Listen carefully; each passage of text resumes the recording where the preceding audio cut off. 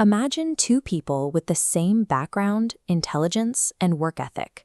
They start their days at the same hour, following the same disciplined routine. 20 years later, they occupy different worlds. One depends on a weekly paycheck. The other owns the systems that generate those paychecks. Most people operate under the assumption that hard work and time are the only variables in the wealth equation. But as this graph shows, these two factors eventually decouple.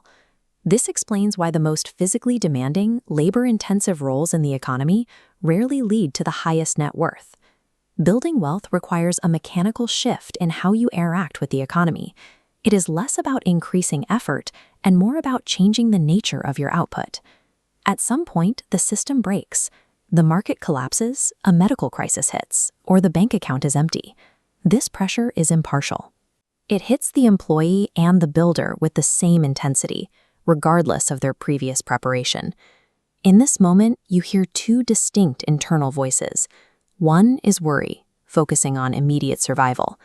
The other is wisdom, which looks at the damage and asks what specific lesson can be extracted from the wreckage. The crisis itself is a neutral event. The trajectory of your life is determined by which of those two voices you choose to listen to while the pressure is at its peak. When things break, the employee mindset retreats. They look for the nearest guaranteed salary, sacrificing their future time to protect whatever stability they have left. The builder remains in the discomfort. They treat lost capital and failed attempts as the tuition required to understand how the system actually works. By refusing to look away from the failure, they develop a more stable perspective and sharper judgment for the next cycle. This chart tracks how mental stability becomes a financial strategy.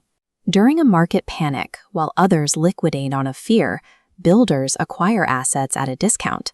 By the time the market recovers, they secure leverage impossible to find during stability. Outsized gains are found at the exact perimeter where public panic ends. There is a mathematical limit to the employee path. Your income is tied to your physical presence. You only have 24 hours a day. The builder moves towards systems, focusing on owning assets that operate and grow whether the owner is awake or asleep.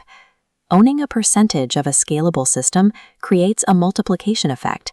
It removes the physical clock from the earning equation entirely. This requires trading the comfort of a guaranteed paycheck for the initial volatility of equity. It is a trade of short-term certainty for long-term scale. You cannot achieve financial leverage as long as your earning potential is restricted by your physical time. Look at the two paths once the crisis has passed and the economy has leveled out. The average mindset uses their recovery to buy depreciating goods. They spend their new income on status symbols that lose value the moment they are purchased.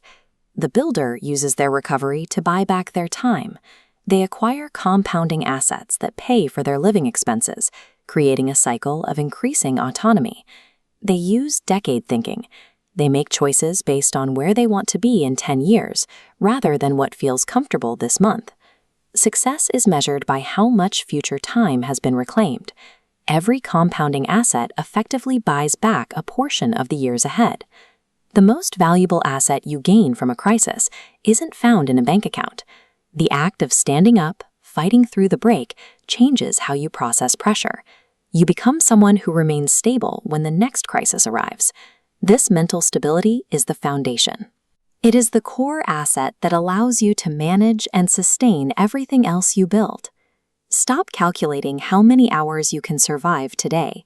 Start designing the systems you will own tomorrow. Choose to stay with the breaking and choose to own your future.